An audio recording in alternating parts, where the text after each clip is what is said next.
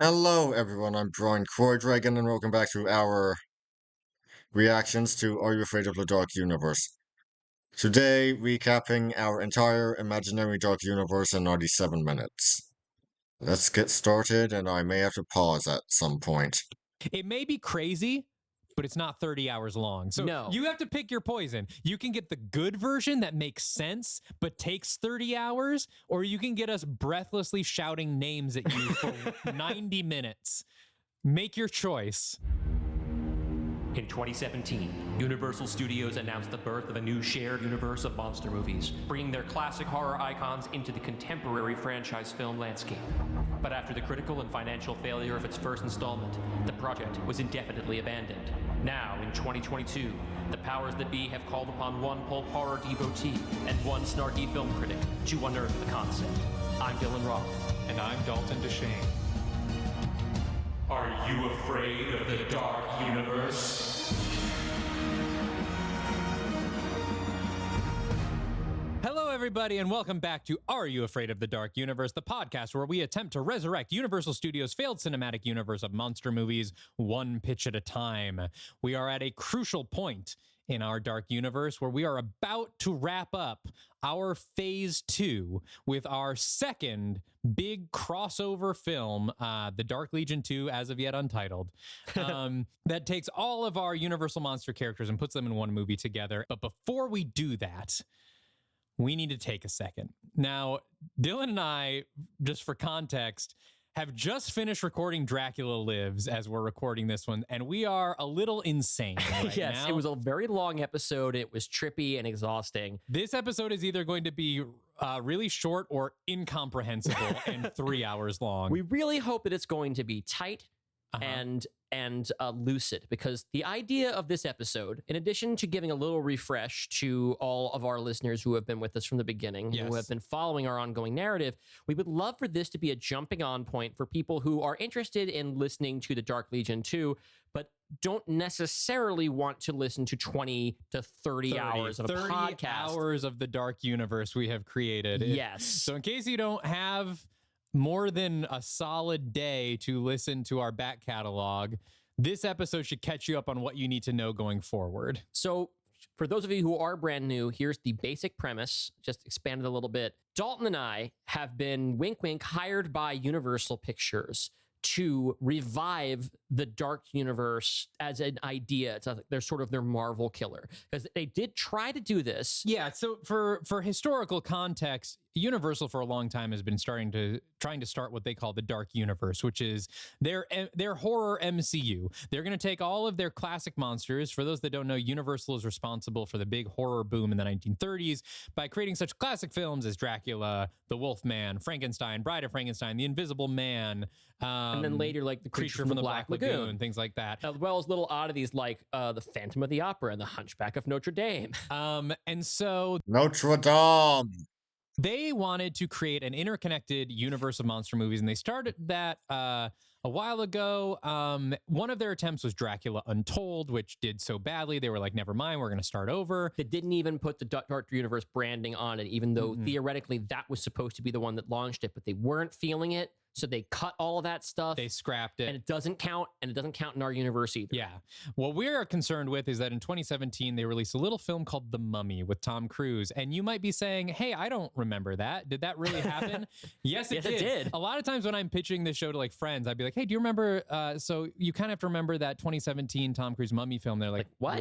What? Did that happen? Anyway. The movie was bad. Vaporized. Yeah. Nobody cared. Directed. It was a huge, big budget directorial project for Alex Kurtzman, a perfectly qualified event screenwriter, currently the shepherd of the pretty good television Star Trek wing, but as a director or as someone who execute Tom Cruise's wild vision for what the movie should be, did not work. Not good. So what's really embarrassing for Universal is that they had already announced a whole slate of films, including Frankenstein with Javier Bardem and A Bride of Frankenstein with Angelina Jolie, and what else? An Invisible Man with Johnny Depp, which we just jettisoned. But we decided to pick up the pieces and follow that slate and beyond. Yes. So we take the 2017 Mummy as canon. That is our Iron Man.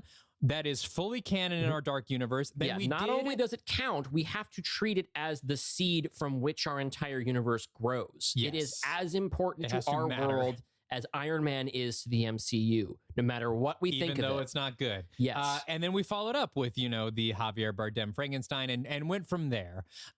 We have now made 12 at the time. films? Yeah, 12 films in our universe. We have added 12, I think, at this point. In addition, lucky 13, because in addition to the Dark Mummy, Legion will be number movies. 13. Wow. Okay, so no, we've added 11. There's the Mummy, then we added 11 more, and then Dark Legion 2 is the 13th chapter. So we've made a lot of movies, and there have been a lot of podcast episodes. Just to be clear, by made a lot of movies, we mean made up a lot of movies that don't exist. We have written little pitches that we read on this podcast. And those pitches have expanded from being like 40 pages to being like 60 pages at this point. We're writing most of a movie now for the show. Please support us on Patreon. We're doing a lot of work over here, but we love doing it. I say not just to convince myself. I'm just kidding. I absolutely love doing this. It's a lot of work. But what we're going to do today, so if you're a new listener, we are going to walk you through our Dark Universe one film at a time, so you know all of our crazy lore that we've added. I think we've built a very interesting and very fun universe here. And for existing listeners, this will be a refresher, because maybe it's been a while since you've listened to some of these. And also maybe just a fun peek behind the curtain, and we'll offer some perspective as we go. We're going to go one movie at a time, and we are going to put 5 minutes on the clock, and each of us has to recap and pitch our films in 5 minutes instead of the 2.5 hours that they can sometimes go. And we'll try to, keep it like that and explain everything that has happened. Okay. I think that whoever is not pitching should be looking at the clock so we're not distracted by it. Now, we do, though, and I don't know if we want to time this, but we do have to start with the Mummy. Oh, I think if we time any of them, it's the Mummy. We'll to take that down to 2 minutes. No, we'll keep it at 5. But we assume you have not seen the Tom Cruise Mummy film.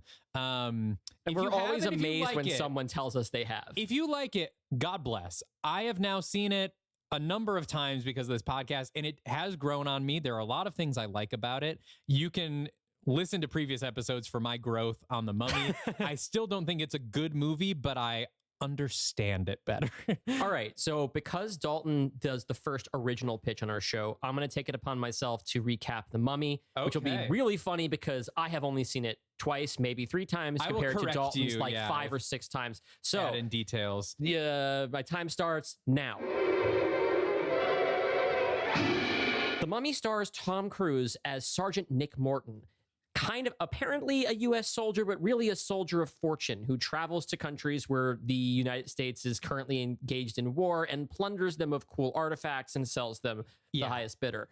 He has a buddy named Vale, played by Chris Vale, played by Jake Johnson, and the two of them are in Iraq. Now, you would think Tom Cruise and Jake Johnson would have chemistry. No, they don't. No one in this movie has chemistry with anyone, with one exception, which I'll get to later. Yeah. Now, Nick and Vale are in Iraq, embedded with a U.S. military group, but it's not a war story. What they're there to do is that they want to try and find, they have a stolen treasure map that they want to try and find a cool treasure from. Now, the person that Tom Cruise's character, Nick Morton, has stolen the treasure map from is a character who we love named Dr. Jennifer Halsey. We love her for what we have done with her.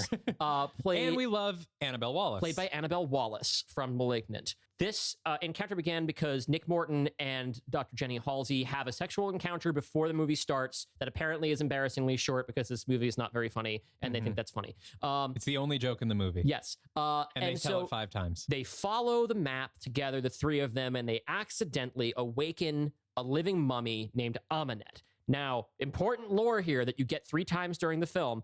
Amenet was a princess of Egypt, thousands of years ago, who was passed over for the throne by her infant stepbrother. And out of revenge for that oversight, she murders the entire rest of her family. But she does this by making a pact with the Egyptian god of death, Set. A name you're going to hear a lot. Remember Set, the Egyptian god of death. Set is our Thanos. Yeah, basically. So, I don't know about that. I don't know about that, but he's important. He's important. We got a long. We got a lot to talk about. A lot of runway. Yes. All right. Halfway through. Okay. They release Amunet, and Amunet, in order to complete her pact with Set, needs to bring Set into our world by giving Set a vessel of his own, which she will do, I think, by boinking and also by stabbing a guy. It's the dagger. It's yes. There's a dagger of She Set. needs to stab a guy who is her betrothed, who she chooses to be the new body of Set, and she chooses Nick Morton. Now, this happens in a really weird, contrived way. Nick dies in a plane crash and then comes back to life because he's been cursed by the mummy, but he does not have Set yet. He's just cursed to be not dead. Don't worry about it. Anyway, this all leads them to team up with this old paramilitary organization called Prodigium. You have 2 minutes. I can do it in 2 minutes. Okay. Prodigium is basically S.H.I.E.L.D., but they fight monsters, and their Nick Fury is Dr. Henry Jekyll, played by Russell Crowe. Yes. Who rocks. He's great. He's my awesome favorite thing in this movie. And Jekyll is, as you would imagine, he's sort of the host of some kind of malevolent force, which is called Mr. Hyde, who is super strong and evil. Now, what he wants to do is to allow Amunet to stab Nick so that Set goes into Nick's body and then vaporize Nick, therefore ending the threat of Set. Nick doesn't want to do that because he doesn't want to die. So they all wrestle over this whole thing. Amunet gets free. There's a big struggle between Nick, Amunet, and Dr. Halsey, during which Dr. Halsey is briefly killed. Now, even though they have no chemistry whatsoever together, Nick and Halsey are totally in love, and so the Nick, in order to save her, allows himself to be stabbed by this dagger, so he becomes the host of Set. And even though that should be bad, the sheer power of this love that he has for this woman he met a couple days ago allows him to seize control of Set, bring Jennifer Halsey back to life, and destroy Amunet for good, probably. Yeah. But he's now the host of this evil god, and so he cannot be with her. He must walk the earth. He is cursed, and the god is trying to take over, and he is a monster now. Yes, so now he's the monster who will potentially fight other monsters. And so he must now walk the earth looking for a cure to his curse. And he's also brought his buddy Vale, who at some point during the story dies, back to life as his sort of minion. And Prodigium is going to keep hunting monsters. He's going to keep looking for a solution to the problem. And that's where we're left in our story. 15 seconds left on the clock. Boom. Fuck yeah. All right. And so clearly it's doing a lot of work to try to set up a universe, which was good and bad because it gave us a lot of toys to Oh, for God's sake. play with. Jekyll and Hyde, obviously. And some toys, though, that we didn't like Prodigium, although we have continued to use Prodigium, although we tried to use it in a better way. We've changed the nature of a lot of these things. And you can go, if you want to hear a full hour of us figuring out what from that movie we want to use and The first episode. recapping it in much greater detail, hop back to the beginning of the show. And you'll hear us writing a lot of checks that we then don't cash. We wrote different, arguably much bigger checks instead. But yes, we have instead. I make some broad made things a lot proclamations bigger. about what I don't want this show to do that we then did a lot, but I think pretty well. Yeah. All right. So then we had the task of adding our first original installment to that universe, which was Dalton's take on Frankenstein. Dalton, I'm putting 5 minutes on the clock. Hold on. Before we get into the recap, I feel like we should talk a little bit about what our vision was for the film. Okay. Coming out of The Mummy, I needed to kick off our dark universe. It was on me to reinvent this thing into something that hopefully listeners would want to hear and want to follow us on. And I had to do it with one of the most iconic characters of all time, and a character that has been done to death, Frankenstein. To the point of parody, right? Like Young Frankenstein is now like 40 years old. Yeah, wow. So it's so hard to find a new take on that. But I thought it was up to me to right the ship from The Mummy and go straight low-key horror. Instead of this big military action vehicle for a movie star, I wanted to do something smaller and contained and scary to sort of pull us back from the brink that The Mummy took us to. So, also we'll be throwing to clips from these movies as well. yes, that's your starting here. I mean, I guess we could put a clip from The Mummy in, but then the episode might get taken down, so we won't do that. And nothing in that movie is worth that risk. There's nothing worth listening to. So I am going to recap the Frankenstein movie to the best of my memory. I'm doing this off the top of the dome. We did not write these down, so forgive me, especially my brain is fried right now, as you can probably tell. We are into hour 4 of our recording today. So. Yes. In the middle, I'll throw to a clip, which will not count against my time. Okay, I'll pause it. Yeah. Well, wait, no, I won't have to pause it. We're not. You can trim around a lot of this. Yeah.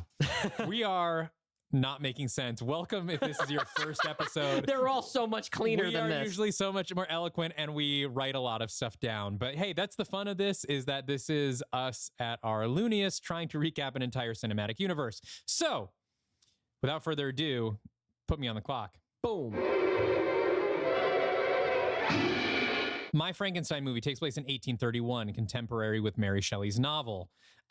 It does not show the creation of the creature. In my opinion, Contemporary with the publication of the revised edition, I should say. Not the second, the revised edition. Creation of Frankenstein's monster is like Uncle Ben and Spider-Man. It is not something we need to see on screen again. It has been done to death in a million different ways. So my movie begins, Frankenstein's monster is already been wandering the earth for a couple years, and he's kind of a body horror take on it. Like, all of the stitching on him is perpetually infected and red and swollen and oozing blood and pus. He's in pain constantly, but he can't die. He's tried and he can't. Everywhere he goes, he's killing people because he is filled with rage because of what his body is like. He has no love in his life. Nobody will be his friend. He is very lonely, and he has the emotional intelligence of like a child. And so he's killing a bunch of people, and he comes across a young woman. And at first, we don't know their relationship. We think maybe he's trying to kill her. What we come to find out is that she is his creator. Her name is Caroline Clerval. She's just got married to a doctor named Henry Clerval, and she is the one who made this monster. And then what we all learn along with the monster is that he was created from the body parts of her father, Victor Frankenstein. Victor Frankenstein in this film was a doctor, not a reviver of life, but just a standard doctor whose daughter is now the Frankenstein of our. Yeah. I'm getting stressed out by the clock. Yes. Victor Frankenstein, his daughter starts pursuing the sciences, and he kicks her out of the house. She is furious, and when he ends up dying along with his wife of scarlet fever, she gets revenge on him by reviving him and rebuilding him. But he comes back without his memories and wanders the countryside alone, not knowing that he is his mother's father, essentially.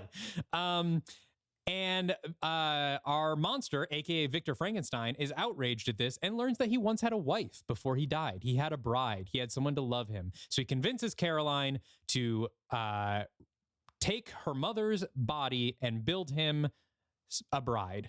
They retreat to the old Castle Frankenstein, and it's sort of a battle of wills, as Caroline does not want to revive her mother and give this monster a bride. She wants to kill the monster, and the monster just wants his wife. Right, but he's coercing her to this. He's threatening her husband. Yeah, he's threatening her husband and her friends and things like that. They start to make the bride, and she starts to come to life, and a shock from the electricity sparks Victor, and he remembers everything from his previous life as Caroline's father. Caroline then sabotages the whole thing and sets her mother's corpse ablaze. Victor, in a rage, hunts Caroline down, trying to kill her, but before he can kill her, he remembers his past life as her father and saves her life, and out of guilt, retreats to the North Pole, where he will be there forever and just sort of live in isolation out of guilt, until he is found by Dr. Jennifer Halsey in the present day, in a very Captain America-like scenario. How'd I do? There's a minute left on the clock. If you want to minute left. If you want wow. a minute and 20 seconds. If you want to clarify anything, I think that's basically it. The important thing is Frankenstein is the monster. Yes, his name is Victor Frankenstein, and he's Frankenstein's monster. He's played by Javier Bardem. Yes, he's a big pus-filled patchwork brute, but he's also, he speaks. He has an intellect. He is like the novel's Frankenstein's monster in the sense that he is not the Boris Karloff wordless guy, but he is, he has a darkness to him that he is constantly fighting. And now, classic for our brains being fried, I forgot to throw to the clip, but here is a clip where you can hear the monster being eloquent and demanding that Caroline build him his bride. You preserved your mother's body as you did your father's, correct? What? No, of course not. Do not lie to me, the monster screams and squeezes Henry until he cries out. Knowing what you know about life after death, you would never condemn your mother to rot in a grave. I would imagine she is being held at your family's castle in the mountains of Jura, where I was born. You will take me there, and you will build my missing half. I would sooner die, foul creature. The monster lifts up Henry's arm, gripping it in the middle of the forearm. He squeezes, and Henry cries out in agony, until finally something snaps and his arm breaks askew. The monster stands and throws Henry to the floor. I will give you 1 week to change your mind.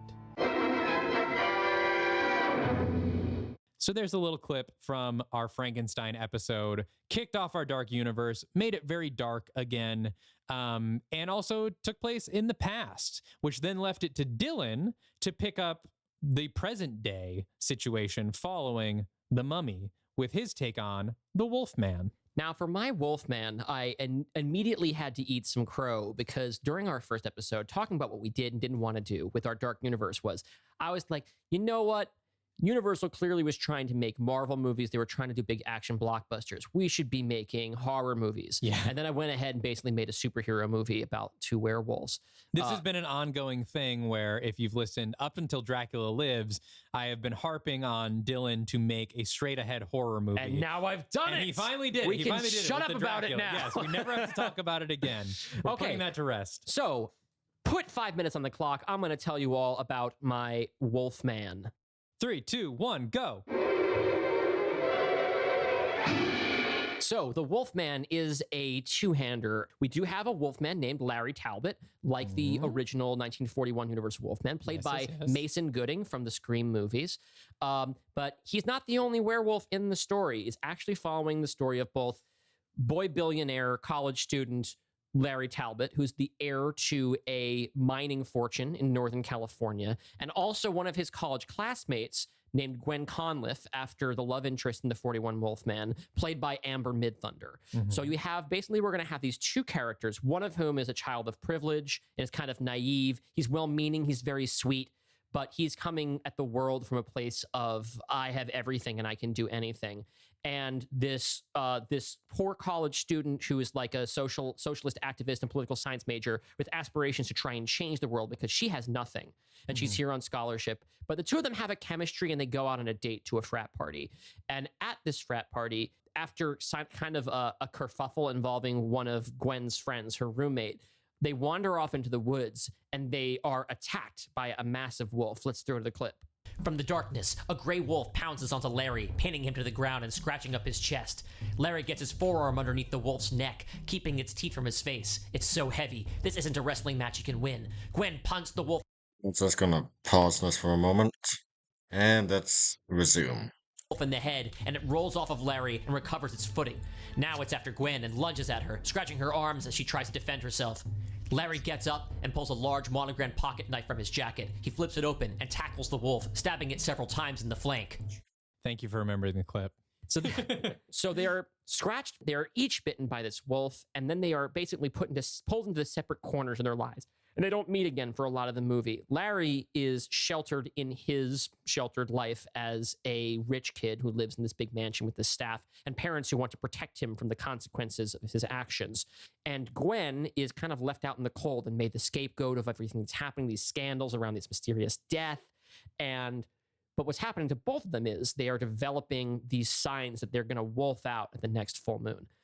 Now, the other big player here is a police detective named Martin Poole, played by John Bernthal. Yeah. And he's trying to kind of get to both of them so he can try and sort everything out, because it turns out, secretly, he is also a werewolf. In fact, much of this town of Talbot, California, named for the family that our werewolf is from and for the mining town that they built around themselves, a lot of people in this town are actually werewolves because they can work in this mercury mine. it's a union job, and they have good benefits, and they are not required to work at night. And it turns out they kind of been building this secret werewolf kind of community in their town. Now, so John Berthal's character kind of wants to check in on them and make sure that they're safe, and also figure out what the hell happened that got one of their ranks to break from their usual shelter system that they have for themselves and go out and bite somebody, which doesn't usually happen very much because they are a community that supports each other during the full moon, so that they don't have a lot of werewolf incidents. Now, what ends up being the case is that Larry Talbot's parents own this mining company, and they're in with some real shady people that we will get to later. Actually, might as well say it now. The Talbot Mining Company turns out to be kind of a subsidiary of Count Dracula's intercontinental conglomerate. We introduced Dracula, yes. Yes. Dracula makes his first appearance in the post-credits of this movie. And so the plan basically is they're worried that the reason why all of these werewolves are gathering at this Quicksilver mine is that, as established in The Mummy, Mercury, or Quicksilver, is the actual thing that disrupts magical entities like mummies or vampires or werewolves and stuff like that. So this is a very powerful defense resource, and they think that the werewolves are going to try and take control of it. You got 1 minute, my man. It's okay. Turns out they weren't even thinking that, but this is all a labor bust designed to kind of splinter the werewolf community. Unfortunately, it kind of works, but what we end up with, once they learn about this, Gwen and Larry, despite their different upbringings and worldviews, kind of understand that they're being used as pawns in this larger game of capitalism. And they rebel against the system that they're in. They run off together. Martin Poole is unfortunately killed in the final squabble, technically by Larry when he gets turned into a werewolf.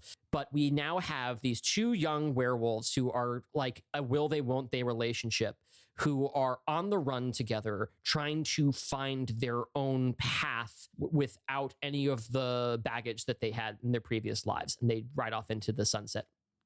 I guess that's basically it. 8 seconds to go.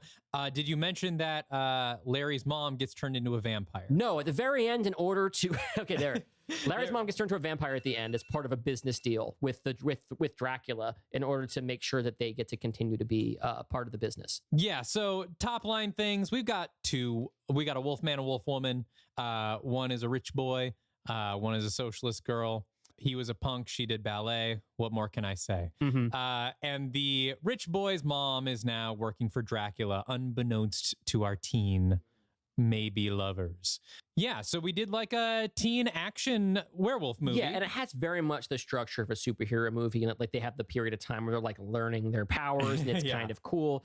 And admittedly, I never really quite get around to make being a werewolf like something to be afraid of that much. We get to it eventually. It's my early work, okay? I still like it. Dylan has grown very much as a storyteller throughout this podcast. Thank you, Dalton. I'm very proud of Dylan. Yes, and Dalton, you arrived fully grown, and I don't get to take any credit. No, Dalton is a novelist and comics writer, and was before we started this show. All right. Dylan has never been bad, but your pitches have gotten much more solid as we've gone. Thank you, Dalton. I'll take it. And diverse. So then it fell back to me to do The Invisible Man.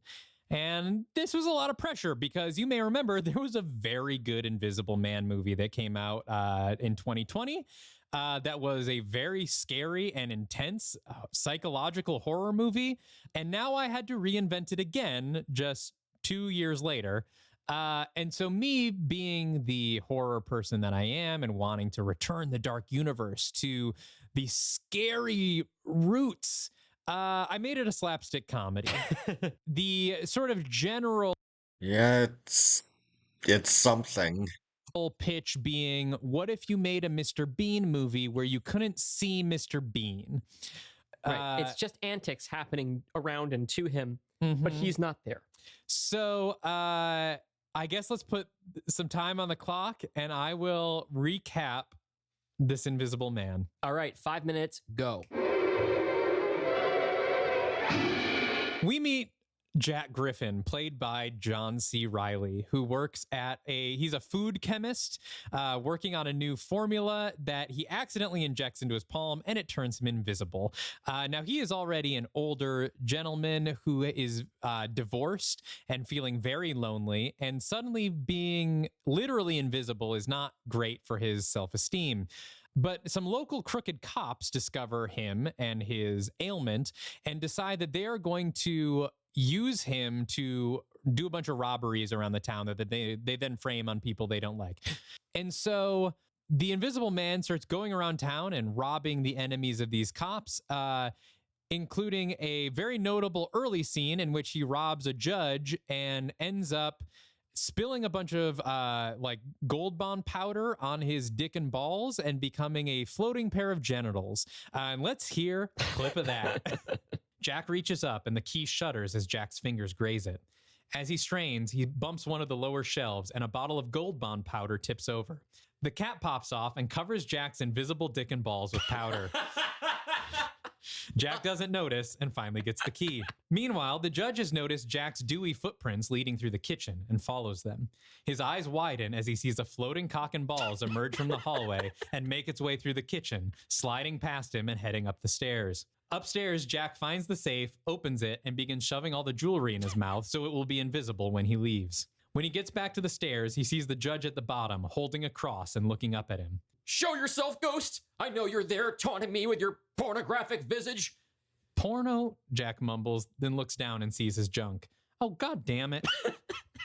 He calls down to the judge, muffled and almost unintelligible because of all the jewelry in his mouth.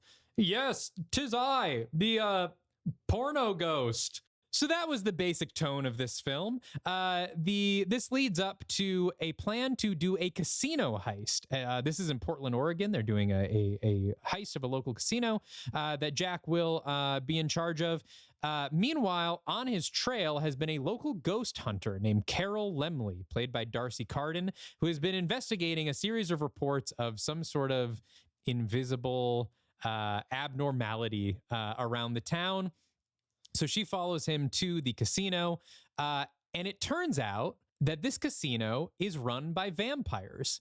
And after a seemingly successful heist, as Jack and the cops are fleeing through the sewers underneath the casino, they are all killed by vampires except for Jack, and Jack runs into Nick Morton, played by Tom Cruise from The Mummy. This was a big surprise that would have been unadvertised in the movie's marketing. Yes, absolutely. It's a big twist that Tom Cruise is in this movie because he has hunted a bunch of vampires to this casino and is trying to get rid of them. So Nick Morton, Tom Cruise, The Mummy, enlists the help of Jack Griffin in trying to stop the vampires. Along the way, the vampires learn that if they take a blood transfusion from the Invisible Man, if they suck on his blood, they turn invisible and are then immune to sunlight. And so we get a big action sequence with an invisible vampire versus an invisible man with Tom Cruise caught in the middle. At the end of the day, they defeat the final vampire. Well, let's say Jack defeats the final vampire by pulling a wooden stake out of his asshole where it was concealed by his invisibility and plunging it through the vampire's chest. And after that, Carol and Nick and Jack decide to join forces to try to root out Dracula's legion of vampires. And that is where we end things. Well done. You're much more concise at this than I am. I'm trying to stick to just the broad strokes of things people will need to know going forward. And also Regina Hall makes an Hall's appearance. in it. And also there's a musical number. Right. Our first but not our last musical number on the show. So I don't know if this is still the case, but for a while we were saying if there's one episode of this podcast you listen to, make it that one. I do recommend. It's so good. Go back and listen to the Invisible Man one for a good time. If this episode is making you at all curious, please check out the Invisible Man, and hopefully that will get you to listen to more of them. But it's so much fun. Maybe still my favorite episode of the show.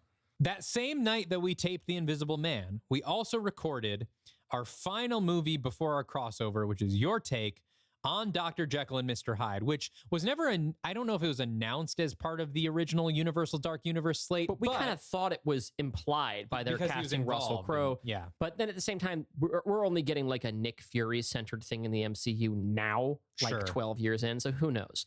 But yes, I thought it would be cool to do a movie centered around my favorite part of The Mummy, which is Russell Crowe's version of Jekyll and Hyde. Curiously enough, Universal had never done a Dr. Jekyll, Mr. Hyde adaptation in the classic era. I believe there's like a Paramount version, but not technically part of Universal's canon. Right. So this would be the first one that was called Jekyll X Hyde. It was stylized with Jekyll and Hyde as like two intersecting the letter Y. Check our Instagram. Yeah. So here we go. 5 minutes on the clock. Let's see what I can do. This one might be shorter. 3, 2, 1.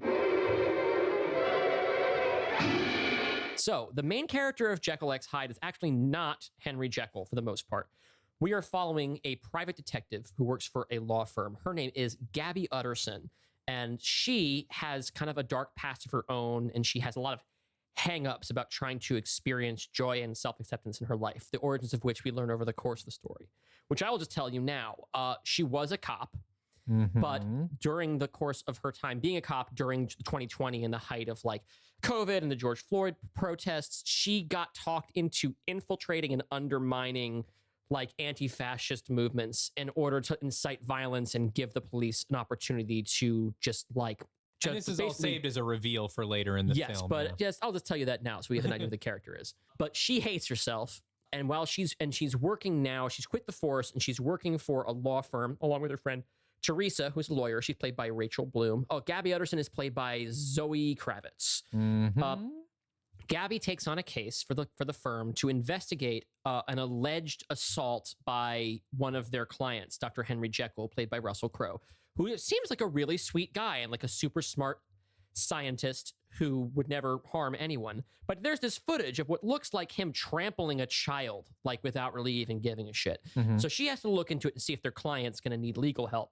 And she investigates and she discovers Dr. Jekyll's dark secret, which is that he is sort of two guys. He takes this serum that keeps him as the kind and gentle Dr. Jekyll. But when it wears off, he reverts into this sort of grotesque, psychologically grotesque, and also bigger and stronger Eddie Hyde, who is sadistic and selfish and just like a real piece of shit. When she discovers about this serum that kind of changes the nature of him, Gabby becomes kind of fascinated, steals some for herself and uses it because she thinks she can use it to kind of separate the good part that she likes of herself from the bad part that she hates about herself. Now, what turns out to be the problem is that it doesn't work that way.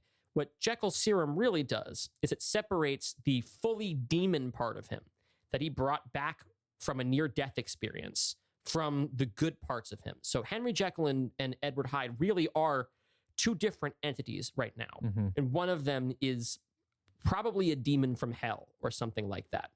Now, Jekyll is still working at Prodigium during this time, but we've introduced a character to be above him in the organization or a partner in order to separate Prodigium from our characters to create a little bit more stakes. And this is where I use a character that Dalton introduced in Frankenstein, Indrid Cold, played by Cillian Murphy. Because he's not a huge. He's not really in thing Frankenstein, movie, but he's a character from the Mothman mythology, and we have him as sort of the mysterious leader of Prodigium.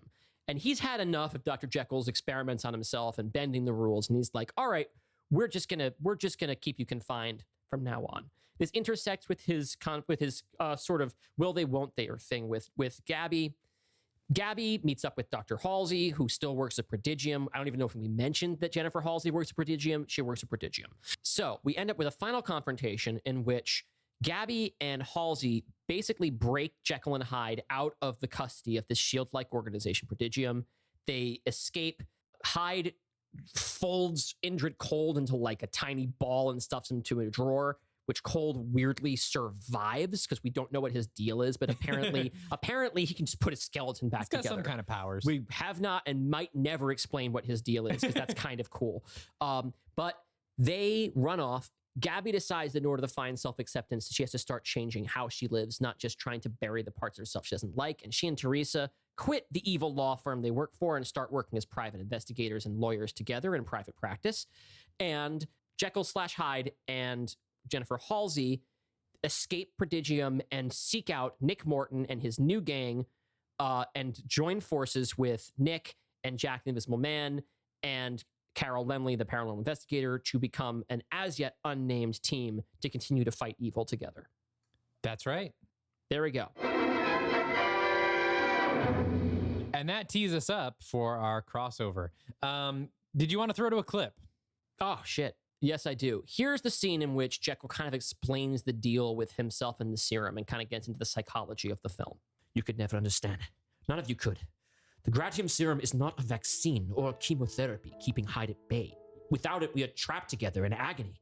Gratium is a dividing agent, separating the evil in me into its own mind, its own person. But each consecutive dose only divides me further until whatever cartilage that holds the soul together is stretched taut and thin in all directions. I find myself unable to function. But after he's released and his rage has been sated, my mind is clear, my resolve is fortified. My heart is open and at peace, and the work thrives. And innocent people die. And I grieve for them, truly I do, but the fate of every soul in this world is at stake. My work. Your work. No, I don't think that's what this is about at all. I think you'd accept any cost to create a version of yourself who you're willing to look in the eye. Yes, I'm sure that's what you think, otherwise you wouldn't have taken the bloody serum yourself. And we're back. So that's Hyde's and Jekyll's whole deal. Is this making sense to anybody? Because I feel insane. I don't think this episode is going to work. I think we're going to release it. I think we have to release it. But we are going to press on despite being out of our minds. Yeah, we hope any of this is making sense. I have mostly like sugar and caffeine running my body right now. And I feel like it's like, okay, go ahead and recap the last year of your life as concisely as possible. Yes. I had a Kind bar and a bag of corn nuts, and that is what is fueling this Dark Universe recap. Yes, so thank you to the good people at Corn Nuts for providing the fuel that runs the Dark Universe. Okay, so if all of this has sounded cool to you so far, and you're like, this sounds interesting, here's a point where you might want to pause the episode and just put on our two-part crossover, The Dark Legion, House of Dracula. Because we are mimicking the structure of the Marvel Universe in that we have separated our show into phases, each phase capped off with a big crossover movie. And for these crossovers on our own show, one of the ways that we make it special is that, for one thing, the two of us write the episode together rather than pitching one to the other. And for another, we invite our friends to manage the big ensemble cast instead of just doing the voices back and forth at each other. Too many characters. That would be confusing. Yeah. We have asked our friends to, friends like Gita Jackson, Patrick Willems, Rachel Millman, Joe Stando, Dominic Griffin, and the rest. I don't want to name every person on the show. But we love all of them equally. We're do. just crazy. I'm sorry. Yes, we have them perform characters. So it is a full cast audio drama kind of that you will get to listen to. So if this sounds cool and you want to go for that, jump in right there at the Dark Legion. But if you don't feel like doing that right now, Here's what I've we're just going to decided. summarize it to you. Yes. Here's what I've just decided we're going to do because we both wrote this one together. I'm going to put 2.5 minutes on the clock, and you have to summarize it up to the point where the clock runs out. No, up to, I guess, yeah, just do it as far as you can. Okay, then you have to do the second half. And then I'll pick it up from Oh there. my God. And we're going to see how that works. Hopefully this is riveting radio for you all right now. I'm sure it is. Are you ready to recap the first half of the Dark Legion House of Dracula? Let's find out. Here we go. 3, 2, 1. Okay, so the Dark Legion House of Dracula opens with Dalton wrote this sort of opening prologue that is sort of a mini Dracula movie where we find Jonathan Harker come to Castle Dracula to make a real estate deal with the mysterious and like fabulously wealthy guy that he theoretically doesn't know is a vampire. However, In the present day. In the present day. However, it turns out that it's not as it seems. Jonathan Harker is actually an alias for a vampire hunter named Abraham Van Helsing, and he's there to kill Dracula. However, Dracula is already aware of this, and this is a trap set for Van Helsing. So this whole section ends with Dracula luring Van Helsing down into the caves and the dungeons underneath his castle, where he already has kidnapped his wife, Mina. Dracula uses his powers of like creepy vampire magic to basically make Abraham Van Helsing and his wife Mina eat and fuck each other to death as a way to it's gnarly. establish. You know, I just realized, Mina Van Helsing, bit of a different twist on what was done in the Frank Langella film, with except there Mina was Van Helsing's daughter rather than his wife. That Dracula is a bad man. Yep. So now we rejoin our Dark Legion, although they haven't taken that name yet. All of our heroes many of the heroes from our previous films. We're talking about Nick Morton, the Mummy, played by Tom Cruise. The Invisible Man, Jack Griffin, played by John C. Reilly. We already said all of them. They've all gotten together except for including the Wolfman now join in. We have the Wolfman and the Wolf Woman joining in, and Jekyll and Hyde. They all become a group to try and take on Dracula. In order to do this, they're trying to and beat Dracula to getting these two artifacts called the Eyes of Osiris. Because if Dracula gets them, he will become the god of death with the ability to basically end death if he wants to. And we don't fully understand why he wants to do that yet, and we'll get to it. Over the course of this mission, everything goes terribly wrong. Hyde breaks loose of Jekyll and attacks one of them. They go on a mission where the Invisible Man is kidnapped by vampires who want to use his blood to become day-walking invisible monsters. And poor Chris Vale, Jake Johnson's character, is killed, and Nick Morton can't return him to life with his life and death powers because he's in too many pieces. Halfway point. All right. Yeah. I'm going to pick up by mentioning that Frankenstein, by the way, is on the wrong team. He has been found by Dracula's people, and Dracula has promised him that he will return his bride to him in exchange for Frankenstein working for Dracula. And it is Victor Frankenstein who kills Chris Vale. So everything goes wrong. Things are really bad, but they find out where one of the Eyes of Osiris is. It's in a prodigium facility, but also the vampires know that. And the vampires set upon it with an army of invisible vampires using Jack Griffin's blood, because again, he's been kidnapped by Dracula. And our Dark Legion goes there to stop the invisible vampires and get the Hook of Osiris first. During this battle, Henry Jekyll dies.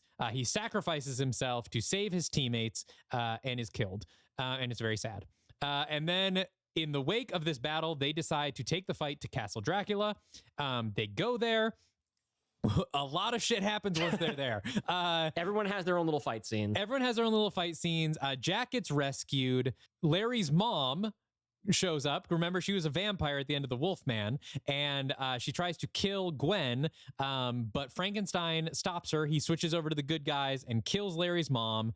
However, crucially, Larry does not have it in him to fight his own mother to save Gwen, and so because he doesn't save her, they have a big fight. Yes, and then they all go down into Dracula's dungeon, and they have a big warring fight scene with all of Dracula's forces that basically, a lot of details aside that I won't get into, it climaxes with Nick Morton using his power to restore people to life, to restore Dracula's life to him. And here's a clip of that happening.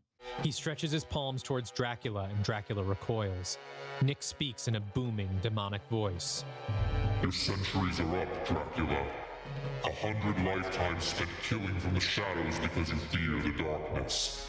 Well, we are the darkness. We are Legion, and there will be no more hiding from us. Dracula cowers, weak to this magic. No, I won't go back there. I won't cross that threshold again. Not today. Today, we give you a gift. The gift of life. Bandages unspool from Nick's wrists and begin to wrap themselves around Dracula, slowly mummifying him. No, not that! You don't know what you're doing! It's coming for all of us, sooner or later, even yourself. Together we could defeat death for good. You'll regret this. You'll come crawling back to me! The bandages wrap around his mouth, silencing him. A blinding yellow light comes from under the bandages, and then they dissolve. Dracula sits up and looks at himself. He's less pale, with color in his cheeks. His fangs are gone. He's human. And so, our Dracula has now been made mortal, and that is how the Dark Legion leaves him. They leave, and they're all miserable because everything has gone wrong. But throughout the course of this, Carol Lemley, our ghost hunter, played by Darcy Carden, has fallen in love with Jennifer Halsey, and they go off together. They are a thing now, and everybody goes their separate ways. Gwen and Larry have broken up because Larry did not save Gwen. Everyone's miserable and on their own, and that's basically where we leave it. They pick a name for the team and then break up. They're called the Dark Legion. Nick Morton picks the name after everyone has left. The end. God. We have made it. That's through the end of phase one. Oh, boy. So now we have even more movies to discuss. More but movies, and they're all longer. You know what? It's only been 45 minutes. We are on track. And we are going to keep those longer movies to the broad strokes. They mostly got longer because we started writing them more as screenplays. Right. We got instead much of more pitches. detail into what's happening with them. So we are going to take a quick break. We're All going right. to get very zen. We're going to meditate. We're going to take some deep breaths. I'm going to drink the rest of the soda. No, Freak the don't- fuck out. Fuck. No, we're calming down. We're calming down and we're talking slower when we come back. This is the most animated I've ever been on the show. So please stick with us. We've got a lot more cool shit coming. We'll see you on the other side of this break.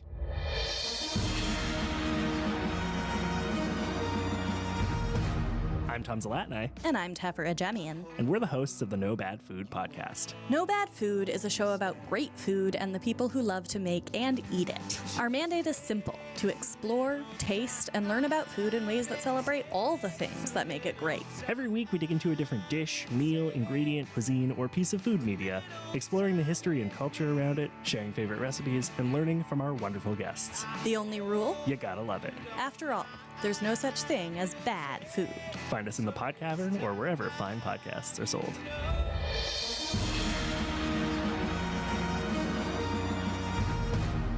Welcome back to our recap episode where we are trying our best to summarize an entire universe of films for you and saving. It may be crazy, but it's not 30 hours long. So No. you have to pick your poison. You can get the good version that makes sense, but takes 30 hours, or you can get us breathlessly shouting names at you for 90 minutes. Make your choice. All right. And with that, we're going to jump into the first installment in our second phase of the Dark Universe. Dalton, you put it upon yourself to do a sequel to the 2017 Mummy that ended up being much larger, ended up being a sequel to a great many things. So it was sequel time, baby. We had established all our characters. It was time to put some number twos at the end. And so the biggest one was The Mummy, right? Because I had to make a sequel to a movie that actually exists and is bad. So I had to make a movie that followed up on the events of the first, but also try to make it good. And this fell to me because I had brought back Nick Morton in The Invisible Man, and I had been in charge of a lot of his arc for Dark Legion, like the general arc, I think. And so he kind of felt like my character out of our character split. You rehabilitated him. I didn't give a shit about Nick until you reintroduced him in The Invisible Man. And then through Dark Legion, you really made him a character that I liked. And I'm glad that you carried him forward. I tried to make him interesting. So I made a movie called The Mummy Returns, which may sound familiar to those of you who like the good Universal monster movies. Let's hit the clock and let's see what I can do. Ready, go. So basically, I'm going to keep it 100 and keep it very sparse. Nick wants to cure himself because Set, remember, we said we'd say that name a lot, the god of death has cursed him, and it's starting to control him more and more. Set is angry with Nick because of the events of the Dark Legion that I won't go into, and it's slowly killing him. And every time he uses his powers, he gets hurt more, and it's eventually going to kill him. So he really needs to find a way to get Set out of him. So he's following a bunch of clues that lead him to a big hole in the ground in Sudan? Yes. Okay. A big hole in the ground that is supposed to lead to some ruins that will help him. He falls in there because some people are trying to kill him, and he ends up deep underground in a network of caves that were not built to be traversed by a person, and he doesn't have any of his powers down there. And what proceeds is a very claustrophobic sequence, kind of like The Descent, if you've seen that film, where Nick is trying to survive in a cave system by squeezing his way through very claustrophobic tunnels, and it's a big claustrophobia nightmare. Eventually he gets stuck and he thinks he is going to die, or maybe just live forever. He doesn't know if he can die, but just be stuck down there, when suddenly a hand comes out of nowhere and pulls him to safety. Who does that hand belong to? Rick O'Connell, aka Brendan Fraser from the 1999 Mummy film, who there is a long convoluted backstory about how he's still alive 60 years later, and I'm not going to recap it. You can go listen to that episode if you want all the details, but I made it make sense. He is stuck underground, and he is alive because he needs to stop Imhotep from ever coming back to Earth. Imhotep is the mummy from the original Mummy and the 99 Mummies, for those who don't know. Yes, but it turns out But absolutely not a portrayal of a historical figure. As Universal went on record in the documentary Mummy Dearest, the name was simply taken from the figure. He's named after the figure. He's not a portrayal of him. Imhotep is also the only person who knows how to cure Nick of Set, because Imhotep is the one who like sealed Set away back in the day. So Nick needs to revive Imhotep and Rick needs to stop him. And they sort of form an uneasy alliance with different goals, and they bicker a little bit. And here's a little clip where they argue about whether or not Nick Morton actually qualifies as a mummy. Yeah, you're telling me you had an immortal undead brute, 2 werewolves, and a handful of monster fighting experts on your team. So what exactly was your role there? I mean, I get it. You can bring people back from the dead, but they don't usually make the medic team leader. I'm not just the medic. You know, I'm sort of the team's resident mummy. Rick looks at him skeptically. You're a mummy? Yeah, that's right. Cursed by Set himself. Have you ever been mummified? Well, no, but there was this ceremonial dagger. You're not a mummy. Okay, wait. You're possessed. You're not a mummy. Because first of all, if you were really a mummy, I'd have to kill you. That's just what I do. So don't go claiming you're a mummy just because you have bandage powers. It's a shorthand. You know, there's no specific term for someone with an ancient Egyptian curse on them who hasn't been mummified. Accuracy is important, is all I'm saying. So they venture underground to the Golden Pyramid of Am-Sher, which, if you've seen The Mummy Returns from 2001, is the pyramid from that movie, which is now underground. And they venture through it and resurrect Imhotep. And I've skipped over an important part. They do get Set out of Nick Morton. He is cured. They have to mummify him. They have to like pull it out through his nose, like, you know, the brains, and they have to pull his organs out and stuff. But Nick Morton is cured of Set by the end. And him and Rick escape to the surface, thinking that they have sealed Imhotep back away. What Rick has not realized is that Imhotep has taken the form of Nick. And Imhotep/Nick kills Rick O'Connell. That's right, Brendan Fraser is now dead. I made him canon just to kill him, and in the very last scene of the movie. And our actual Tom Cruise, Nick Morton, is buried underground in the ruins of the Pyramid of Am-Sher, and that's where I fucking left him. He is trapped in a sarcophagus, buried under miles of rock, with nobody knowing he's down there because Imhotep looks like him on the surface. Meanwhile, we also reveal that our new couple from the Dark Legion, Dr. Jennifer Halsey and paranormal investigator Carol Lemley, are now engaged. Yes. And Nick Morton has an invitation to the wedding, and Imhotep has accepted. Yes, that is going to be very important for the Dark Legion too, that those two are getting married. Nick is not around, but someone with Nick's face will be attending. Once again, you've gotten it done in another 5 minutes. Hell yeah. Yes, so one of the things that we have going on throughout phase 2 is the gradual build up to the wedding of the century between our 2 favorite characters, one of whom is a rehab job from the Mummy and the other room is an invention of Dalton's. And neither of whom are monsters or have any powers of any kind. They are our 2 normal humans. Yeah. And they are adorable together. They're super cute. They have so many fun scenes in phase 2. You can hear Jenny Halsey in The Mummy Returns. You can hear both of them together a lot in Phantom of the Opera. We'll get to that shortly. Yeah. So Dalton decided that they were going to add 3 movies to our continuity retroactively. That's The Mummy, right, The Mummy Returns, and Tomb of the Dragon Emperor. Tomb of the Dragon Emperor does fit, even though I don't really reference it in my film. And if we feel like casting Michelle Yeoh in something, we'll just do it. We don't care that. No, not allowed. Not allowed. Fine. Well, I guess I'm going to have to watch fucking Tomb of the Dragon Emperor then, and so I can find out what her character's deal is, so I can bring her back and Michelle Yeoh can be in our universe. Yeah. You know, if she's free, she's pretty busy right now.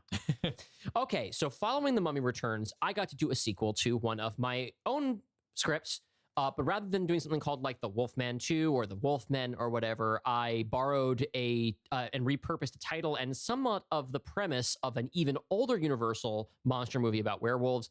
That's, I believe, a 1935 movie called Werewolf of London. My movie is called Werewolves of London. Because we've already established there's a shitload of them. We got a bunch of werewolves. Yeah. All right, so hit that button. Let's go. 5 minutes. 3, 2, 1. So where the Wolfman is actually more the story of Gwen than it is about Larry, and kind of going through her experience of finding out what it means to be a werewolf and kind of taking control of her life. This one really belongs more to Larry. So Larry is on the run. He ran off at the end of the Dark Legion. You know, his mother was a vampire and then got killed. He's separated from his father and his fortune because they're in league with Dracula. He doesn't trust them. So he's been wandering around Europe since the end of the last movie and ends up back in London where his mother is from, and just shacks up with his uncle, kind of just trying to put his life together.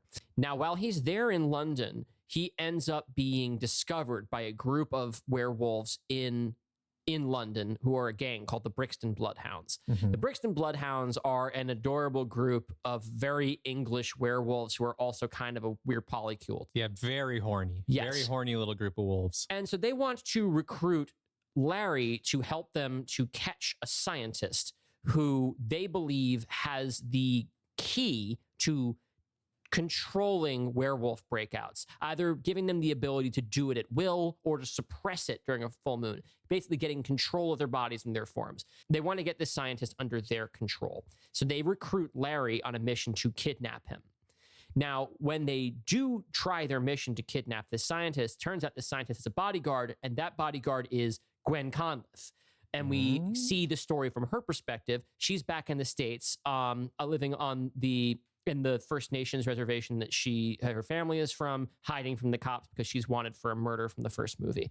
But she gets dragged into it because she too has an investment in trying to control like the destiny of werewolves, trying to, in the power vacuum left by Dracula, now werewolves have the ability to control the resources that make them werewolves or keep them safe from being killed by vampires or people or whatever.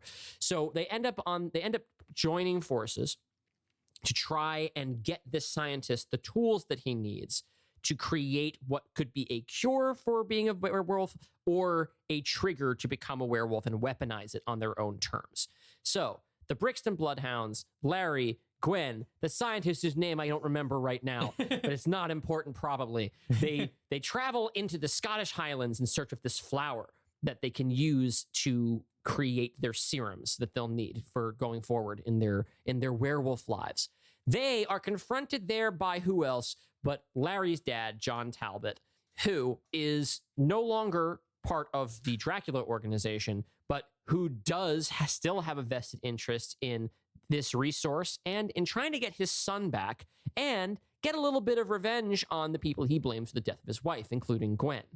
Now, Larry has always been kind of hurt by the idea that being a werewolf sucks for him because he used to have everything when he was a rich kid. And now he's had to have a little bit of a taste of what it's like to live more closer to a normal life than he used to have because he's no longer incredibly privileged and he has to kind of struggle through life. But through his camaraderie with the Brixton Bloodhounds and through his on again, off again thing with Gwen, he kind of has to struggle with maybe he does not want his old life back and he has to rebel against his father. Now we have some of his relationship with Gwen.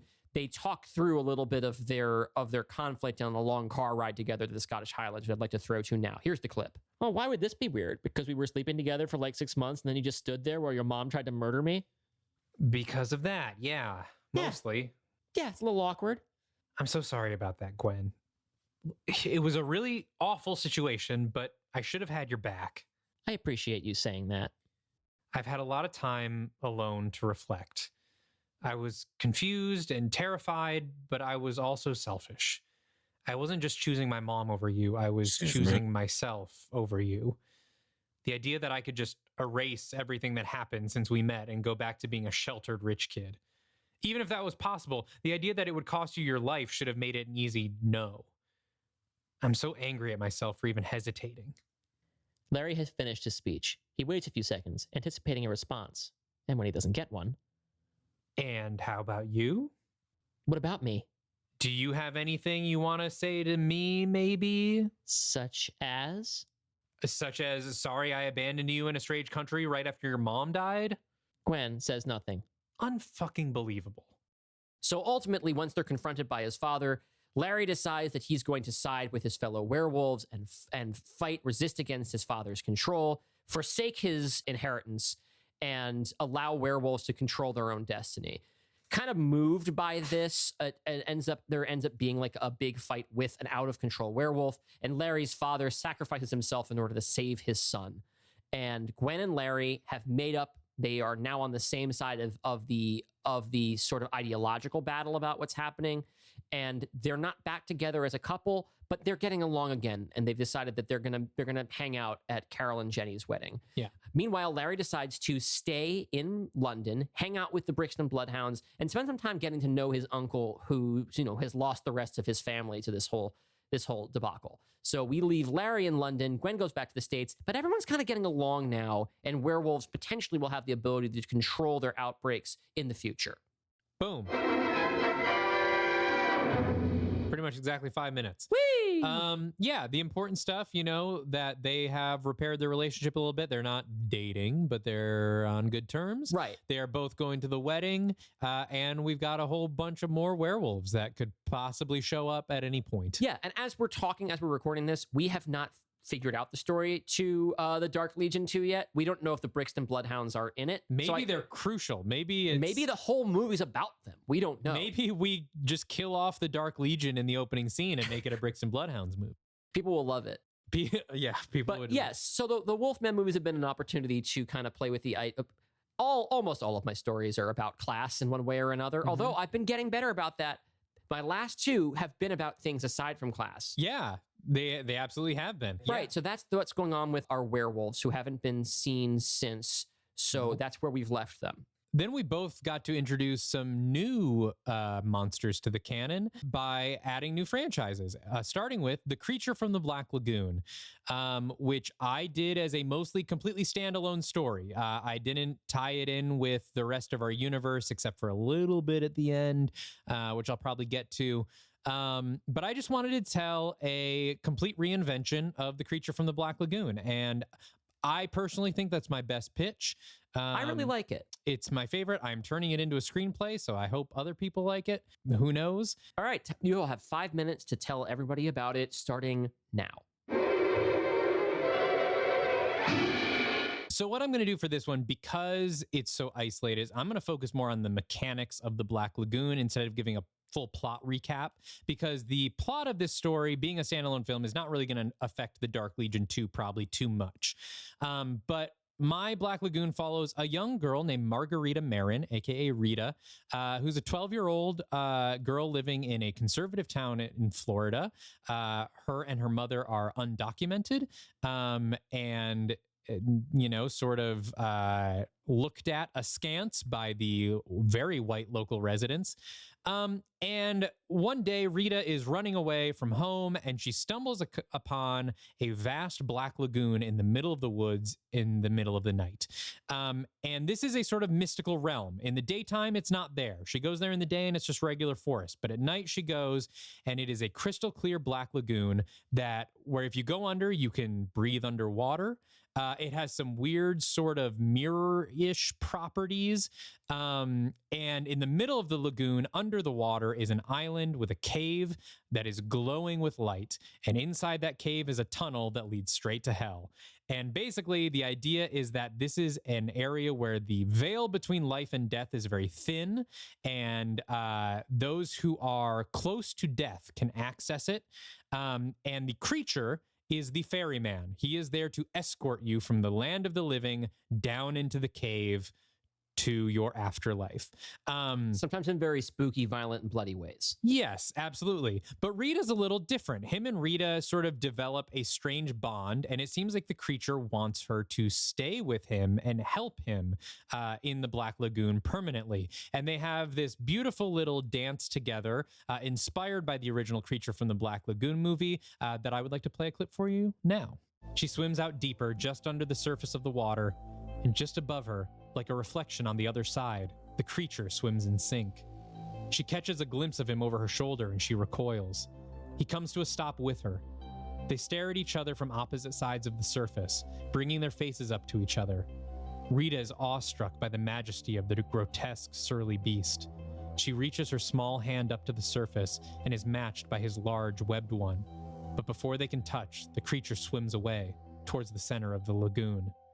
Rita gives chase, and the two of them swim together, reflections of each other, in a beautiful underwater dance, separated by the lagoon's surface. Rita is ecstatic, swimming effortlessly with joy and confidence. She closes her eyes for a moment, and when she opens them, the creature is gone. And so over time, though, Rita becomes scared of the creature because she doesn't want to stay with him. Meanwhile, on the surface, we meet a man named Nestor, who seems to be guarding the area where the lagoon should be. It turns out that's sort of his job, is wherever the Black Lagoon appears, because it appears in different locations all over the world, Nestor follows it because in the middle of whatever clearing it has chosen, there is a little sack of eggs. And if that sack is destroyed, the creature is loosed upon our world. And he tells all of this to Rita. And in the middle of the night, he is killed by a bunch of rednecks. And those rednecks go and they destroy that little sack. And the creature comes to our world and starts wreaking havoc and is about to kill Rita's mom when Rita says, "No, I will go with you." Goes with him back to the Black Lagoon, but ends up escaping and becoming the new Nestor, basically the new keeper of the Black Lagoon.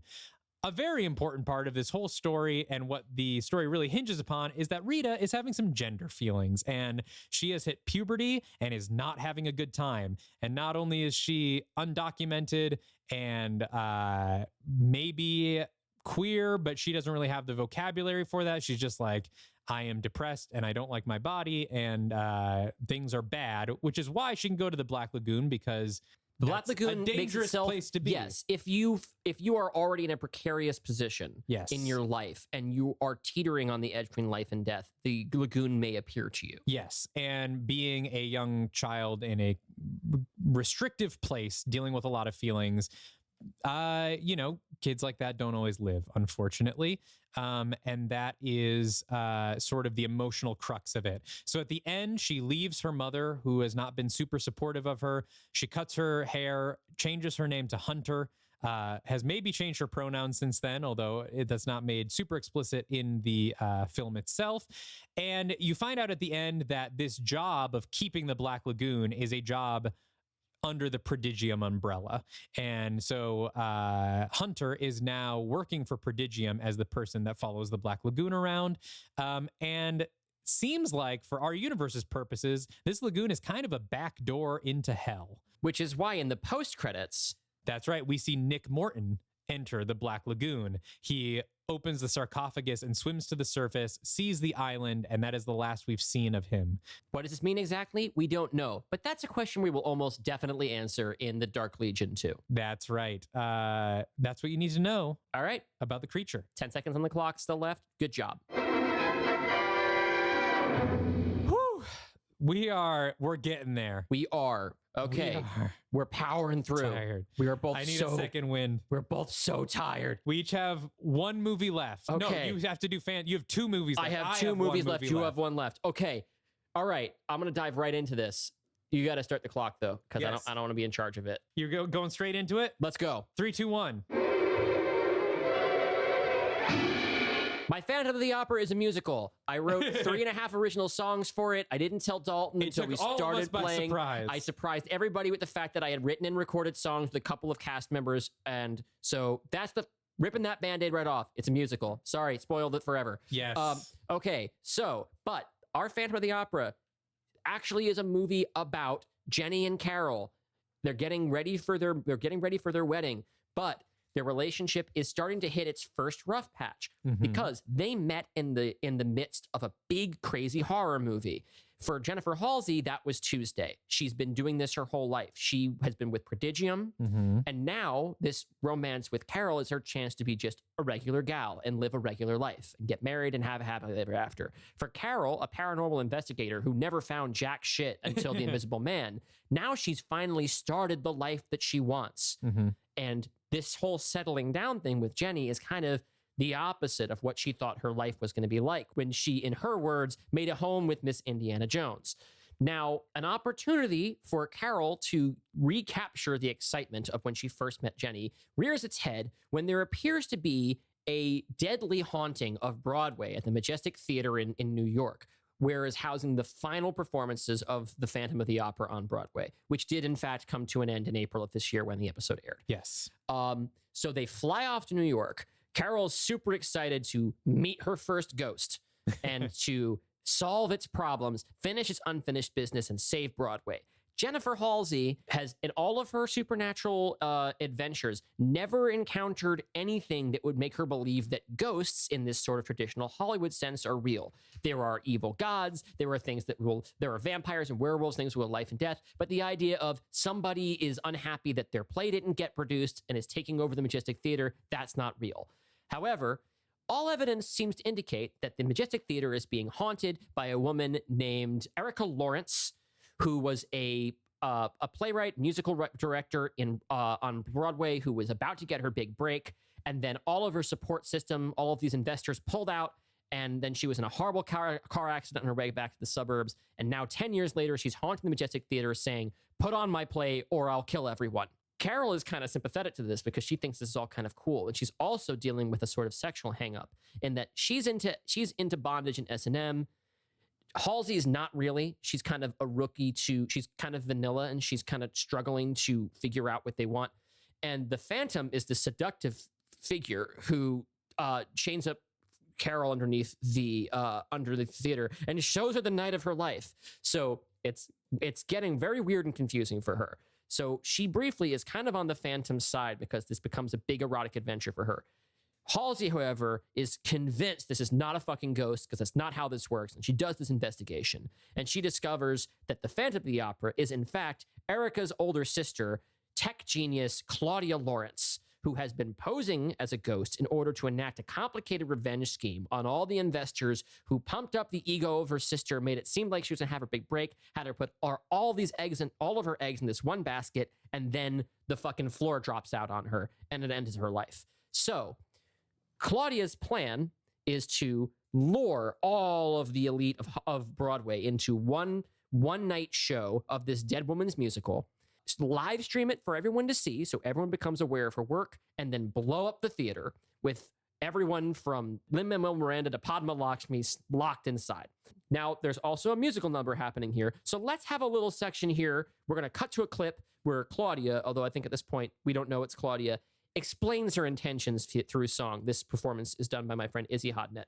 Don't you deserve someone who would kill for you?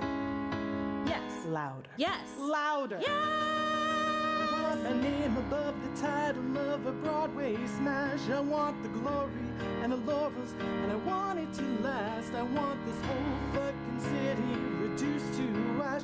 And in a flash, I'm in the very last original cast. I should have been Anais Mitchell, should have been the next big thing. I'm like Lin-Manuel Miranda, except I can actually sing. I've been buried 6 feet under, but I'm finally free. I can touch you, but you can't touch me.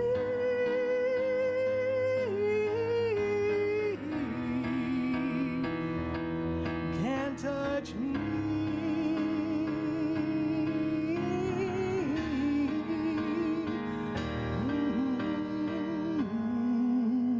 All right, you got 45 seconds. Okay, the plot is foiled. They managed to stop the Phantom, Claudia, from destroying this entire block of Broadway. However, they do still blow up the Majestic Theater and drop a chandelier on her, just like in the musical. Claudia, however, survives, burned everywhere on her face except for where the classic half mask, the Phantom of the Opera, is. Meanwhile, Jenny and Carol have used this incident to kind of kind of repair their sexual hangups. Their bond is stronger than ever, and they're so excited to get married. Also, the Invisible Man is in this movie. I didn't talk about it. He's been really depressed. He was hanging on Broadway in order to try to make himself feel better, and now he feels a little bit better, and he's probably coming to the wedding. Woo! Just barely made it. I was wondering, we got to the end, I was like, wait, did you mention that Jack Griffin is a major character in this movie? I had this is secretly a sequel to The Invisible Man, just like The Invisible Man secretly had Nick Morton in it. I decided to secretly put The Invisible Man in my Phantom movie. I didn't tell, it's a mid-movie twist. Yeah. But we find out what he's been up to since he was tortured in the Dark Legion. We are now going over the 5 minutes. But yeah. But he's doing better now. He works through some of his baggage through helping Jenny and Carol through their problem. He's still reclusive, which is easy to do when you're invisible. But, I'm betting, though, we may see him at the wedding. Well, we'll hear him. Yes. Probably. Unless he wears a suit. Who knows? In which case we will see his clothes. Okay, that's the Phantom of the Opera. That's another fun one. I would love to check it out. I wrote a bunch of songs, and I'm pretty happy with it. We have a musical episode of this podcast, and it is worth listening to. Okay, after that, Dalton did their third and solo installment of Phase 2, which was The Bride and Frankenstein. What? We did another curveball where the movie was not exactly what people expected. Yes. Do you want to set it up or dive right in? I'm just going to say that I had felt like I had put my stamp on Frankenstein all the way back at the beginning of this episode with that 1830s Frankenstein movie, and I wanted to do something completely different. And here is what I did. Bing! It's a slasher movie. For the first chunk of it, you don't even see Frankenstein at all. The basic premise is that there is a person named Cassie Falk. Cassie Falk, who is a little person, by the way, who is getting married. And her husband, played by Domhnall Gleeson, don't have any money. So they go to get married in the Swiss Alps where Cassie's family lives because they are circus folk. And they are one of the oldest circus families in Europe. And they own this big ski resort. And Cassie, as a young person, was like, fuck this. I am not a circus person. I am not a freak. I am a human, and I'm going to go live my life. And so she resents going back and being around her family. While they're at the ski resort and sort of meeting the fam, someone starts trying to kill them. And while someone starts trying to kill them in true slasher movie style, suddenly Victor Frankenstein shows up in the middle of it because he was just passing through and starts helping them. But of course, it is a slasher movie and everyone needs to die except the final girl. And so things proceed until only Cassie and Victor are left standing. Almost. It turns out that the killers were Cassie's father and her thought dead sister, who is a giant named... You're on your own on this one. Elsa Falk, played by Gwendolyn Christie. And Frankenstein and Cassie end up killing her dad, but Elsa Falk, the giant, is still after them. And they retreat to Castle Frankenstein because it turns out this ski lodge was built on the same site where Castle Frankenstein once stood, although now it's kind of a burned out husk, which is why Victor was there in the first place, because he is there to grab a keepsake from his time when he was alive to give to Gwen, a little wolf carving. And this will probably come up in the Dark Legion too. He has recovered a wolf carving that he made back in the 1830s for his daughter because he now wants to give it to Gwen as thanks for being his friend. Elsa follows them there, and a big battle ensues on the roof of the castle where Frankenstein was born, and they end up killing her by electrifying her via wedding ring. And here is a clip of that climactic moment. Victor looks up and sees lightning flashing in the clouds above them. He gets up and hurries to the loose grounding wire. He fiddles with something and then yells, "To me, Cassie!" Cassie darts between Elsa's legs towards Victor. Elsa turns and finds herself face to face with Frankenstein. He grabs her wrist and pulls out the wedding ring, which he has wrapped the grounding cable around. He slips it on her finger and pushes her backwards, just as lightning strikes the rod, energy sparking its way down the line and into her hand, electrocuting her so badly that seams of her flesh instantly burn and tear open. She seizes up and falls backwards onto the remains of the stone slab, her eyes wide open and frozen. From her POV, we see Cassie standing tall over her, just before she drives the sword deep into her chest, pinning her to the slab. So at the end of the movie, Victor and Cassie are the only two left standing, and Cassie wants some company because her fiance and friends and family have just died. So she asks Victor to accompany her back home to the States. Meanwhile, Elsa, thought dead on the roof, gets struck by lightning, and of course her eyes open, and she's got a streak of white in her hair, and technically, because of the ring on her finger, she is the bride of Frankenstein. And then Victor RSVPs to Carol and Jenny's wedding with a +1. He is bringing Cassie along. And that's really all you need to know. Yeah, you did that in about 3 minutes. Well, because almost all the other characters who are in that movie die, so it's not like you have to explain all their deals. I'm really proud of that pitch. If you like the idea of a slasher movie with a Frankenstein in it, please listen to it. A lot of cool shit happens. There's some gnarly deaths. But the big thing is, Victor maybe has a girlfriend now? And also there is an undead giant that wants revenge somewhere out there in the world. All right, one more, which we recorded earlier today. So this ought to be fresh in my mind. Okay, so after all of these, we still had not actually done a movie that was just entirely Dracula centric. Wait. Pause. Time out. Interlude. We have to talk about one other canon element. Oh, do we have to talk about the Dark Universe Omnibus? I feel like it should get a brief mention. I just want to say, before we wrap up all of our recaps, in between all of these things in phase 2, we've been having guests on, and our guests have been pitching movies and remakes, and also things like wrestling crossovers and fan fiction and a video game. And some of those things we sort of made canon. You can listen to Merritt Kay's pitch on the Black Cat, which we have sort of decided to integrate.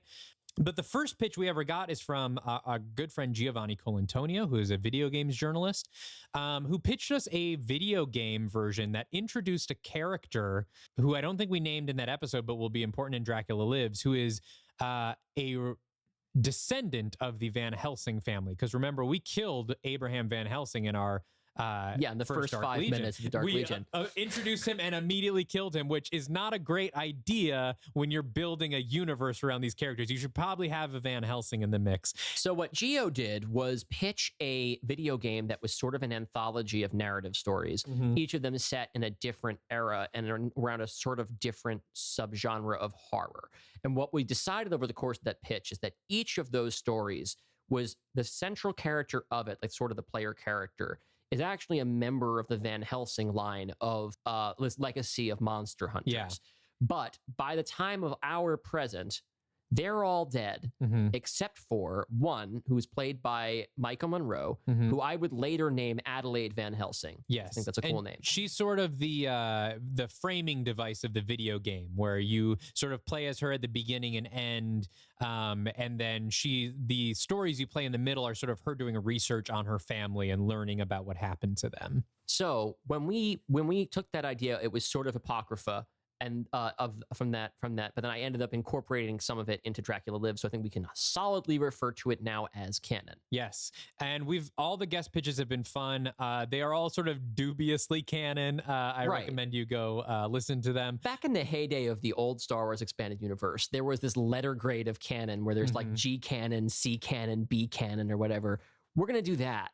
Yeah, but the WrestleMania crossover is a canon. We did specifically say that one is just completely it happened, but it's not going to matter for this. There's an episode where the Invisible Man wrestles 2 WWE superstars, and it's cool. It's probably fun. Not relevant to this conversation. The Miz is not invited to the wedding. Wait, maybe the Miz should be invited to the wedding. Should be at the wedding. Doesn't matter. So it's a good thing we mentioned it, because there might be some wrestlers at this wedding, and now you'll know why. Okay, now Dracula Lives. Dracula Lives. All right, start the clock. Woo! 3, 2, 1. Dracula Lives is a 5-act odyssey that has Dracula picks up where Dracula left off in House of Dracula. He's been turned back into a human being, and he hates it. So he's on a quest to regain his immortality and, if possible, get the power over life and death that he was after in the first place. However, there are a lot of obstacles to this because he's now a mortal man and everybody wants to kill him because he's extremely evil and has a legacy of death that he's left behind over the course of 600 years. So his last remaining human familiar, Renfield, tries to poison him. Dracula manages to kill him, but he's very, very weakened. Then he takes a train to try and go and find someone who can help him. And on that train, Adelaide Van Helsing goes full slasher mode and tries to derail the entire train, if that's what it takes to kill Dracula, forcing Dracula to like become a hero for 5 minutes and save the train in order to save his own life. Yeah. But Adelaide survives and is carted off, and she has sworn revenge. Then he meets with his old magic tutor, who helps him to get in touch with the god or demon Pazuzu from The Exorcist, who restores his body to its full strength, but he's still not a vampire. Yes, The Exorcist is now canon. It's now canon because Universal paid like something like $6 million or something. No, 6 million is probably a low number. Paid a lot of money to license 3 new Exorcist movies, which will be directed by David Gordon Green. That's his new post-Halloween project. Dracula fights his old brother vampire and finds the location of the vampire who initially turned him into a vampire, who we call the Master, played by Charles Dance, as he was in Dracula Untold, which is still not canon. Dracula climbs up a mountain where he seems to be going crazy and losing all kinds of his sense of his grip on reality. When he reaches the top of the mountain, he tries to get the Master to turn him back into a vampire so that he can fight against the forces of death and prevent this coming apocalypse. This vaguely defined that we're still keeping some of this mysterious here about the nature of the threat, but something bad is coming. Yes. That Dracula fears that even as an immortal will not spare him from the fires of hell. And he wants his immortality back, and he wants the power to fight against death. But the Master basically says, it's too late, jackass. You fucked up. You fucked up. You now carked it. Hell's a coming, and there's nothing you can do about it. And that movie ends with Dracula looking through death's door at something we don't see that horrifies him so much that he seems to lose his mind, and we watch his skin blister from the fires of hell, probably. And that's where we leave it. Because it's a full-on horror movie, and it's a bad ending. That was the easiest one to summarize of all your movies. Well, because all of these little stories, and most of them don't add up to things that we need. A lot of people in that story die as well. Like, we meet his old magic tutor / kind of fuck buddy Victoire. I don't think Victoire is going to be in the Dark Legion 2. That's been our slate. That is a whirlwind way around it. We have summarized it. Let's talk about the pieces that we have on the board. Because here's, as we mentioned, we have not actually figured out what the Dark Legion 2 is yet. We are taping this before we have had our brainstorming session. We have some vague ideas. Yeah. We've talked We a know little it's bit. going to start at the wedding. Yes, we know that we have our excuse Carol for and our Jenny characters wedding to is get gonna together happen. again, which is that they're all going to be meeting up again. The band gets back together at Carol and Jenny's wedding. But we have introduced a lot of new pieces. We have Emotep in the body of Nick Morton. Seems like that's going to have to get addressed. That one we have to resolve. Yeah. That one we have to do. Nick Morton himself buried in a sarcophagus at the, underground.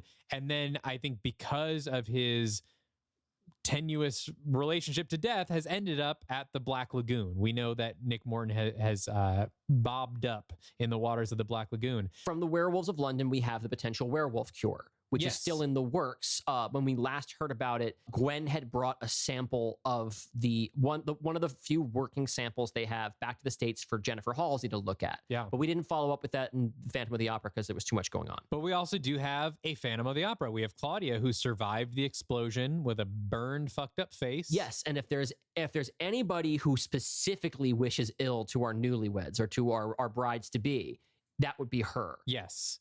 We also have a giant in the Alps who probably would like to get revenge on Cassie and Victor. And now we have Adelaide Van Helsing, who is, I guess, a good guy in that she wants to kill monsters, but she does it at whatever cost. She's willing to mow down as many people as possible. Yeah, in Dracula Lives, she kills a waiter because he happens to be standing between her and Dracula. Yes, she is a bloodthirsty maniac, but with sort of the same aims as our Dark Legion, which adds in like a nice cool. So we have a bunch of factions that have different angles on this. We have the Dark Legion, who are more or less just like our our moral good, our superheroes. But right? also, they're not really a team right now. No, currently right? they were a team for like a week and a half. Yeah. And then they broke up, and now they just happen to have a reason to all be in the same place at the same time. They have never called themselves the Dark Legion. No, only Nick has done that, and only after everybody quit. Yeah, and kind of as a joke. So, but then we also have, there's Prodigium, who are sort of, at this point, we have reframed them from being S.H.I.E.L.D. to being the Men in Black. Yeah. We don't know what their deal is most of the time. We no longer have a character embedded in them except for Hunter, who's kind of on the outskirts of Prodigium. Yeah. And Prodigium's deal is they're fighting monsters, but they're very attached to the status quo. Yeah. And now we also have Adelaide, who is like a wrecking ball of monster fighting, who has no interest in the status quo whatsoever. She's out to just fucking destroy Dracula or whoever else is on her radar who's potentially a danger. So we've set up a lot of pieces, and they won't all come into play, I'm sure, in the Dark Legion 2. Yeah, the Guardians of the Galaxy are not in Age of Ultron, right? Right. But there's a lot to play with, and there's a lot to resolve. Some of that might not. Can you imagine doing this at the end of Phase 3? Are we going to do this again where we recap everything? Then it's going to have to be 1 minute on the clock for every movie. I think at that point we say, please listen to the first recap episode and now put this on, because we can't. Although it would be interesting to do it in a way where, like, you know, like maybe we are rested. And we have that's an interesting idea. We like do it being again, fresh like, and like having maybe energy. We're not just like powering through, pushing as hard as we possibly can because there are ants crawling on the inside of our eyes. Not literally. This is not literally. The movie Bug with Michael Shannon. No, I feel horrible right now. It is just about midnight, the witching hour. And I'm a new dad, so midnight's late for me. Yeah, and That's the other part of the recap. Over the course of the recording of our show, I had a baby, and Dalton's queer now. Yeah, we've both had a lot of big life changes. Yeah. And we are about to hit 5 hours of podcasting for the night. Woo! So, hey, if you've enjoyed this, it's going to be another 2 weeks before we give you the first part of the Dark Legion 2, the title of which you probably already know, though we don't. If you want to spend that time, we left a lot of the meat on each of these individual bones, whole stories from guests that we haven't talked about, and we talked through the process of it. They're fun. If you're the kind of person who doesn't mind reading the Wikipedia summary of a movie and then watching the movie, you will probably enjoy going back to the beginning and listening to it, and you got 2 whole weeks before there's anything new. So and if not, you know everything you need to just keep going from here and follow the continuing journeys of these characters. We are not going to stop anytime soon. Their stories will continue to develop and only get more complicated as it goes. So it's a great time to join the Dark Universe. Speaking of, if you like what you hear, we also do have a Patreon. Are You Afraid of Dylan and Dalton? Legally distinct product. Yes, not related to the Universal-owned property, the Dark Universe, but just our own stuff. We have a very incredible, engaged Discord community that talks about horror movies and their own creations, and we talk shit and also, just joke around. Yeah, also, if you're a fan of this show and you have no one to talk about this show with, That's we the have place to be. channels for that. Yeah, come talk with other listeners. Yes. And you also get a free trial of our Patreon Yes. right now, assuming that by the time that this episode airs, they haven't somehow discontinued that feature.